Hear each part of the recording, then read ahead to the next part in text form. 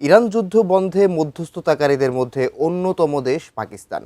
মার্কিন president Donald Trump 15টি শর্ত দিয়ে যুদ্ধ থামানোর জন্য পাকিস্তানের মাধ্যমে প্রস্তাব পাঠিয়েছিল ইরানের কাছে।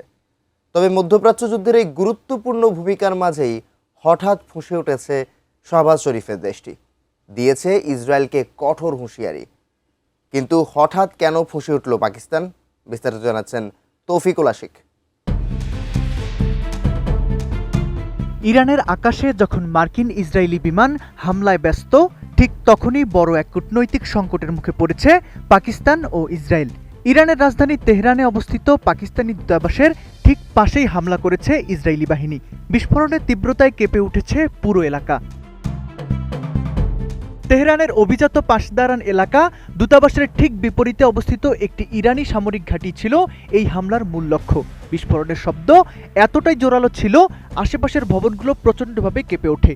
যদিও অলৌকিকভাবে পাকিস্তানি কূটনীতিকরা প্রাণে বেঁচে গেছেন, তবে পুরো দূতাবাস জুড়ে এখন বিরাজ করছে চরম আতঙ্ক।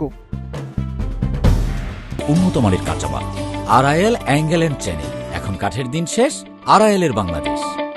এই ঘটনার পরপরই ফুঁসে উঠেছে পাকিস্তান। সরকার সংশ্লিষ্ট প্রভাবশালী সংস্থা পাকিস্তান স্ট্র্যাটেজিক ফোরাম এক কড়া বিবৃতিতে ইসরায়েলকে লক্ষ্য করে বলেছে, ইসরায়েল যেন মনে রাখে পাকিস্তান কাতার নয়। ইসলামাবাদ ভূখণ্ডের সামান্যতম ক্ষতি হলে কঠোর ও দাঁতভাঙ্গা জবাব দেবে পাকিস্তান। পরমাণু শক্তিধর দেশ হিসেবে পাকিস্তানের এমন সরাসরি হুঁশিয়ারি যুদ্ধের মোড় ঘুরিয়ে দিতে পারে যে কোনো সময়। পরিসংখ্যান বলছে, এই যুদ্ধে এখন পর্যন্ত প্রাণ হারিয়েছেন 2000-এর বেশি ইরানি নাগরিক, যার মধ্যে অধিকাংশই নারী ও শিশু।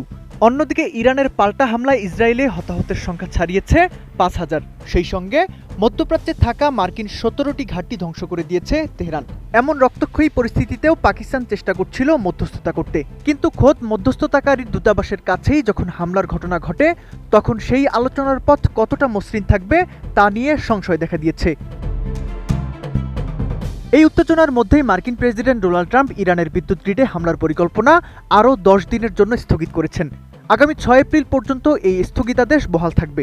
বিশেষজ্ঞরা বলছেন, ট্রাম্পের এই কৌশলগত পিছুটান পাকিস্তানের ক্ষোভ প্রশমন করে বড় শান্তি চুক্তির পূর্বাভাস।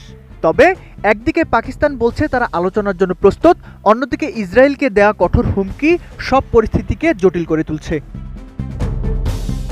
পারস্যের আকাশে যুদ্ধের দামামায় পাকিস্তানের যুক্ত হওয়া মানেই এক ভয়াবহ বিপর্যয়। ইসলামাবাদ কি শেষ পর্যন্ত কেবল শব্দের লড়াইয়ে সীমাবদ্ধ থাকবে, নাকি সত্যি সত্যি ইসরায়েলের বিরুদ্ধে কোনো কঠোর পদক্ষেপ নেবে, সেটি এখন দেখার বিষয়। Toufiqul Ashik, ATN news.